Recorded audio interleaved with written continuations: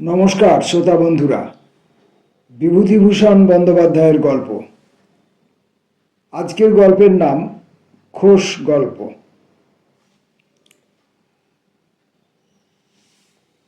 জীবনে এমন সব অদ্ভুত ঘটনা অনেক সময় ঘটে, যা লিখিতে বসিলে যেন গল্পের মতো শোনায়। আমার জীবনে এমনই ধরনের ঘটনা একটি ঘটিয়াছিল।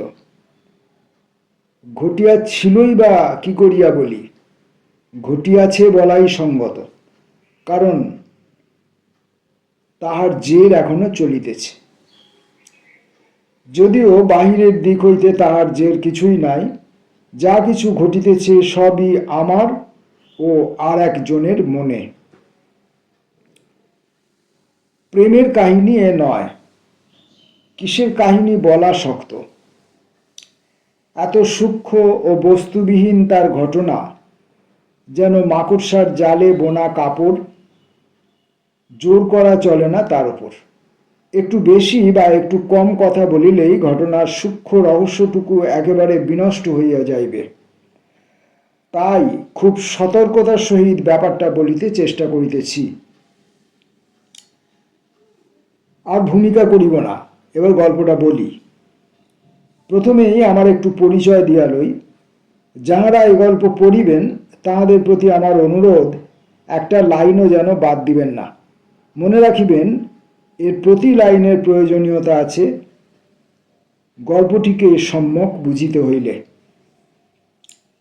যে সময়ের কথা বলিতেছি তখন আমি বিবাহ করি নাই, করিবার ইচ্ছাও ছিল না। কেন, কি বৃত্তান্ত, সেসব গল্পের পক্ষে অবান্তর, সুতরাং সে কথায় দরকার নাই। বিবাহ করি নাই বলিয়া ভবঘুরেও ছিলাম না। ছোট একটি ব্যবসা ছিল, তা হইতে দু পয়সা রোজগারও হইত। এখন সে ব্যবসা আরও বাড়িয়াছে। কাজের খাতিরে মাঝে মাঝে দেশ বিদেশে ঘুরিতে হয়, এখনও হয়। কলকাতায় বাড়ি এখনো করি নাই, তবে হিতাকাঙ্ক্ষী বন্ধু বান্ধবদের যেমন ধরিয়া পড়িয়াছেন, তাহাতে বাড়ি না করিলে আর চলে না। চক্ষু লজ্জার খাতিরেও অন্তত করিতে হইবে। বালিগঞ্জ অঞ্চলে সুবিধা মতো জমি দেখিতেছি। এই হইতেই আমার মোটামুটি পরিচয় আপনারা পাইবেন। বর্ধমান জেলার বনপা স্টেশনে নামিয়া উত্তর দিকে বাঁধানো সড়ক দিয়া 7-8 মাইল গরুর গাড়ি করিয়া গেলে দিয়াখালি বলিয়া একটি গ্রাম পড়ে। এখানে আমার এক সহপাঠীর বাড়ি। এই অঞ্চলে ব্যবসা উপলক্ষে মাঝে মাঝে যাইতাম। অর্থাৎ আখের গুড় কিনিতে বনপাস হইতে 6 মাইল দূরবর্তী জগন্নাথপুরের হাটে আমাকে মাঘ ফাল্গুন মাসে প্রতি বৎসর যাইতে হইত। যখনই গিয়াছি দিয়াখালি গ্রামে, আমার সেই সহপাঠীর বাড়িতে গিয়ে একবার করিয়া তাহার সঙ্গে দেখা করিয়া আসিতাম। কলিকাতায় কলেজে একসঙ্গে বিয়ে পড়িয়াছিলাম এবং সে বন্ধুটি বিয়ে পাশ করিতে পারে নাই। গ্রামেরই মাইনর স্কুলে অনেক দিন হইতেই সে হেডমাস্টারি করিতেছে। আমার বন্ধুর স্ত্রী পল্লীগ্রামের বধূ যদিও আমার সামনে বসিয়া থাকেন, তো বটেই আমার সঙ্গে সম্পূর্ণ নিঃসংকোচে ব্যবহারও করেন, তাহাদের পরিবারেরই একজনের মতো। মেয়ে মানুষের যেমন স্বভাব, যখনই যাই আমার বন্ধু পত্নী আমায় বাঁধার নিয়মে অনুযোগ করিতেন আমি কেন বিবাহ করিতেছি না। এই নিয়মের ব্যতিক্রম যতবার সেখানে গিয়াছি কখনো ঘটিতে দেখি নাই। শুনুন, এবার একটি বড়সড় দেখে এই ফাল্গুন মাসের মধ্যেই বিয়ে করে ফেলুন। না, শুনুন আমার কথা। এরপরে কে দেখবে শুনবে সেটাও তো ভাবতে হবে। বিয়ে করে ফেলুন। এ ধরনের কথা শুধু আমার বন্ধু পত্নীর মুখ হইতে যদি শুনিতাম, হয়তো আমার মনে একটা কিছু রেখাপাত করিলেও করিতে পারিত। কিন্তু আমি একদিক দিয়া দিয়াখালি গ্রামেই ঘুরি না, সারা বাংলাদেশের কত জেলায়, কত গ্রামে, কত শহরে কার্যোপলক্ষে ঘুরিতে হয় এবং প্রায় প্রত্যেক স্থানেই হিতাকাঙ্ক্ষী বন্ধুবান্ধবদের মুখ হইতে ওই একই কথা শুনিয়া আসিতেছিলাম।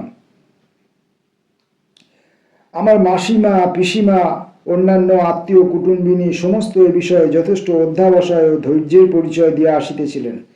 ঘরে বাহিরে এভাবে অনুরুদ্ধ হওয়ায় জিনিসটা আমার যথেষ্ট গা সহাগোচের হইয়া পড়ার দরুন কোনো প্রস্তাবই তেমন গায়ে মাখিতাম না বা নতুন করিয়া ভাবিতাম না। একবার দিয়াখালি গিয়েছি মাঘ মাসে। আমার বন্ধুপত্নী সেবার যে কথা বলিলেন তাহা শুনিয়া রীতিমতো কৌতুক অনুভব করিলাম। বলিলেন, আমি কিন্তু এক জায়গায় আপনার বিয়ে ঠিক করে ফেলেছি। একটু কৌতুক করিয়াই বলিলাম, কিরকম? আজ প্রায় 6-7 মাস আগে আমাদের এখানে শিবতলায় বারোয়ারি শুনতে গিয়ে একটি মেয়ের সঙ্গে আমার খুব ভাব হয়। মেয়েটি এ গাঁয়ের নয়, তার দিদিমার সঙ্গে গরুর গাড়ি করে পাশের গাঁ 12 থেকে যাত্রা শুনতে এসেছিল। বেশ মেয়েটি, চমৎকার গরম পিটন, লম্বা একহারা চেহারা, কেবল রংটা ফর্সা নয়, কালো। খুব কালো না হলেও কালোই মোটের উপর। নামটা ভুলে গেছি, খুব সম্ভব মণিমালা। উৎসাহ দিবার সুরে বলিলাম, বেশ, তারপর? আমি তাকে বললুম আপনার কথা, আপনি কি করেন, কোথায় বাড়ি, সব বলবার পর তাকে বললুম, এর সঙ্গে কিন্তু ভাই তোমার বিয়ে ঠিক করছি। এমন কথা কখনো শুনি নাই। অবাক হইয়া বলিলাম, কি করে বললেন? জানা নেই, শোনা নেই, বললেন অমনি বিয়ের কথা? বন্ধুপত্নী পাড়া গাঁয়ের সহজ সারল্যের মধ্যে মানুষ হওয়ার দরুণী বোধহয় এই অদ্ভুত আচরণের অদ্ভুতত্ব একেবারেই ধরিতে পারিলেন না। বললেন, কেন বলবো না? আমার চেয়ে বয়সে যদিও ছোট, তবু তার সঙ্গে সমবয়সী মতো ভাব হয়ে গেল। বললুম, ওর একজন বন্ধু আছেন, তিনি মাঝে মাঝে আমাদের এখানে আসেন, আমি তার সঙ্গে তোমার বিয়ের চেষ্টা করছি। এখন তুমি যদি মত দাও ভাই, তবে আমি ওর কাছে কথা পারি। মেয়েটি কি বললে? মত দিলে? বললে তিনি এতদিন বিয়ে করেননি কেন। আমি বললুম, খেয়ালি লোক তাই, এবার বিয়ে করবার ইচ্ছে হয়েছে, তাছাড়া তোমার মতো মেয়ে পেলে নিশ্চয়ই বিয়ে করবেন। তারপরে মেয়েটি আপনার সম্বন্ধে আরও 2-1টি কথা জিজ্ঞাসা করলে। আপনার বয়স কত, মুকুজ্জে না চাটুজ্জে, কি পাস, কি পাস, এই কথাটা 2বার করে জিজ্ঞাসা করলে। যখন বললাম বিয়ে পাস, সে তা তো আর বোঝে না। বললুম 3টে পাস। তখন তার মুখ দেখে মনে হলো বেশ খুশিই হয়েছে। সুতরাং ও পক্ষের মতো মত আছে বোঝা গিয়েছে।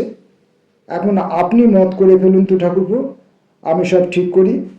বাপের নাম ঠিকানা আমি জেনে নিয়েছি, ওকে দিয়ে চিঠি লেখাই, কেমন তো? কোনো মতে সেবারের মতো কথাটা চাপা দিয়ে কলিকাতা ফিরিলাম।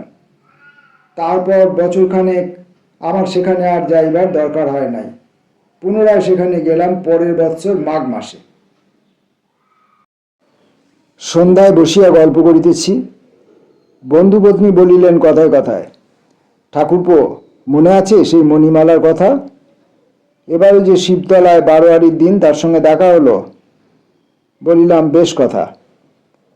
তিনি বলিলেন, তার বিয়ে এখনো হয়নি, গরিব ঘরের মেয়ে, বাপ থেকেও নেই, কে বিয়ে দিচ্ছে? ওই দিদিমা ভরসা। ক জায়গায় সম্বন্ধ হয়েছিল, টাকার বহর শুনে এরা পিছিয়েছে। তার উপর মেয়েটি অন্যদিকে যদিও খুব সুশ্রী, কিন্তু রং তো তেমন ফর্সা নয়। আমি কিন্তু আবার তুলেছিলাম আপনার সঙ্গে বিয়ের কথা। আহা, করুন না ঠাকুরপো, গরিব মেয়ের দায় উদ্ধার। এবার সে নিজেই আপনার কথা জিজ্ঞেস করলে। আমি বিস্মিত হয়ে বলিলাম, কিরকম? বন্ধুপত্নী বলিলেন, আমার সঙ্গে খুব ভাব হয়ে গেছে কিনা। আমরা যেখানে বসি সেখানটাতে বসে কথা বললে কারো কানে যাওয়ার ভয় নেই। পরে একটু থামিয়া হাসি মুখে একটু সুর নামাইয়া বলিলেন, একথা সে কথার পরে আপনার কথা তুললাম। তা বললে, বিয়ে পাস তো চাকরি করেন না কেন, ব্যবসা করেন কেন? আমি বললাম, স্বাধীন ব্যবসা ভালোবাসেন, টাকাও বেশ রোজগার করেন। আর একটা কথা বলেছে, শুনলে আপনি হাসবেন। কি কথা? বললে আপনি দেখতে কেমন, কালো না ফর্সা? কৌতুকের সুরে বলিলাম, আপনি কি বললেন? বললাম, না কালো না ফর্সা, মাঝামাঝি। এহ, আপনি আমার বিয়ের চান্সটা এভাবে মাটি করে দিলেন। বন্ধুপত্নী কৃত্রিম ভৎসনা সুরে বললেন, এর মধ্যে ঠাট্টার কথা কি আছে? না, ও হবে না, এই ফাল্গুন মাসের মধ্যেই বিয়ে করুন, সব ঠিক করে ফেলি। এই ধরনের খোশ গল্প আমরা শুনিয়াই থাকি, এতই অভ্যস্ত হইয়া পড়িয়াছি এ ধরনের কথায়। কাজেই যখন কলিকাতায় চলিয়া আসিলাম, তখন বেমালুম সকল কথাই মনের মধ্যে কোথায় তলাইয়া গেল কাজের হুড়াহুড়িতে। বছর পার হইতেই জীবন অন্য পথে চলিল। পূর্বের ব্যবসা ছাড়িয়া দিয়া অন্য ব্যবসা খুলিলাম কলিকাতায়। সুতরাং জগন্নাথপুরের হাটে গুড় কিনিতে আর যাই না। ইতিমধ্যে বন্ধু বান্ধব ও আত্মীয় স্বজনের অনুরোধে বিবাহ করিলাম। মেয়েটি পাইয়াছি ভালোই, ভবানীপুর অঞ্চলে বাপের বাড়ি, লেখাপড়া জানে, সুন্দরীও বটে, কিন্তু সবচেয়ে বড় গুণ চমৎকার গান গায়। বিবাহের পরেও 1.5 বছর কাটিয়া গিয়াছে। গত মাঘ মাসের কথা, একদিন ভবানীপুরে শ্বশুরবাড়ি হইতে ফিরিতেছি।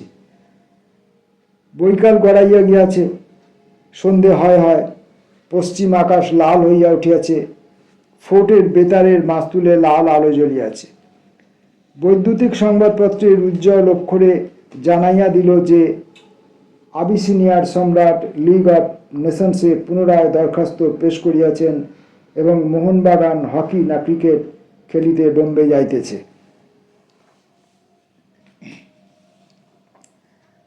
চৌরঙ্গীর মোড়ে বাস হইতে নামিতেই নজরে পড়িল আমার সেই দিয়াখালির বন্ধুটি সস্ত্রীক দাঁড়াইয়া রহিয়াছে, সম্ভবত বাসের প্রত্যাশায়।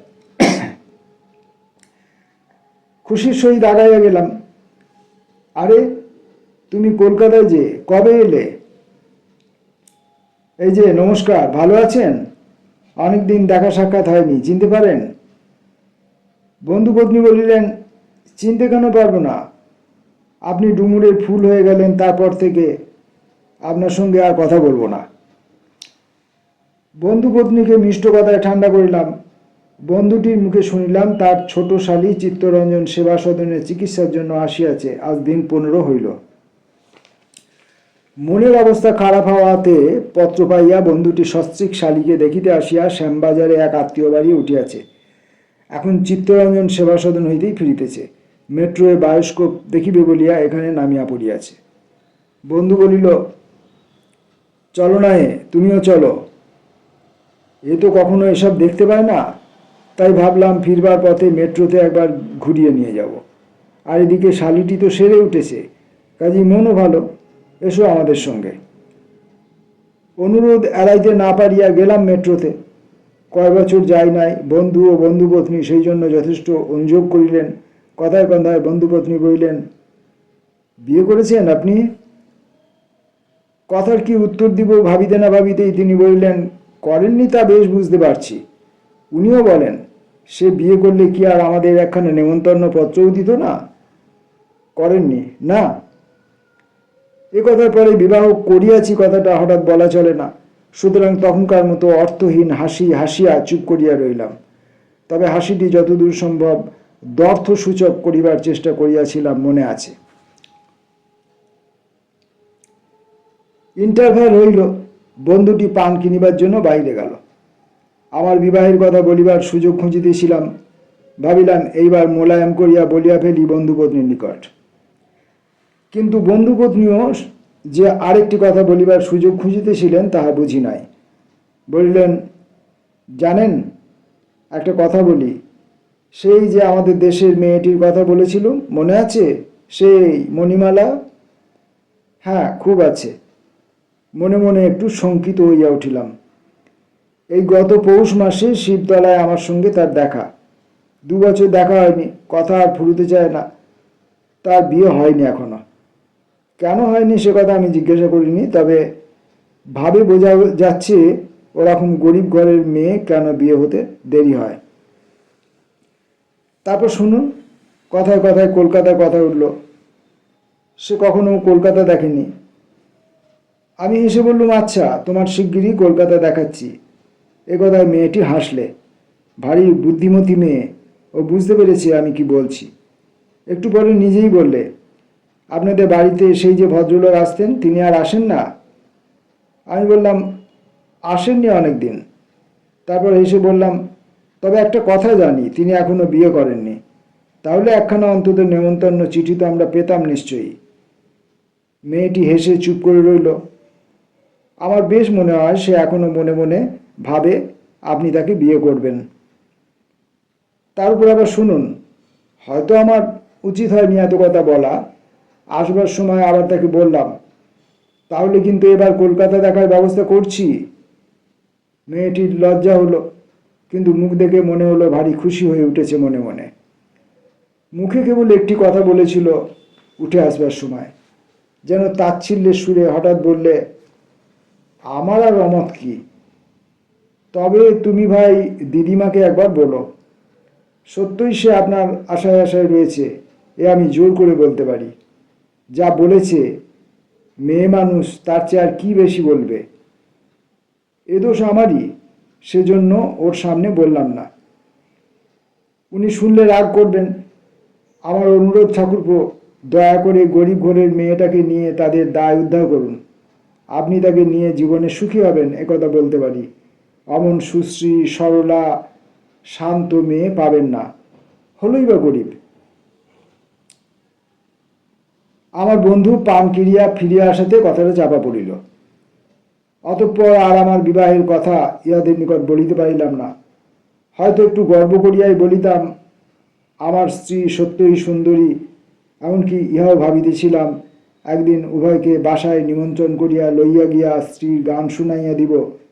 কিন্তু বন্ধুপত্নীর সহিত কথাবার্তার পরে আমার মুখ যেন কে চাপিয়া ধরিল। কেন যে এমন সব ধরনের ব্যাপার ঘটে? কোথায় কাহাকে কে খোশ গল্পের ছলে কি বলিল, তাহাই শুনিয়া একটি সরলা পল্লী বালিকা মনে কি জানি সব স্বপ্নজাল বুনিতেছে এখনো। অথচ যাহাকে ঘিরিয়া এ স্বপ্ন রচনা, এ বিষয়ে সে কিছুই জানে না। সে দিব্য আরামে চাল দিয়া কলিকাতায় বেড়াইতেছে, বিয়ে থাওয়া করিয়া নববধূকে লইয়া মশগুল হইয়া মহাসুখে দিন কাটাইতেছে।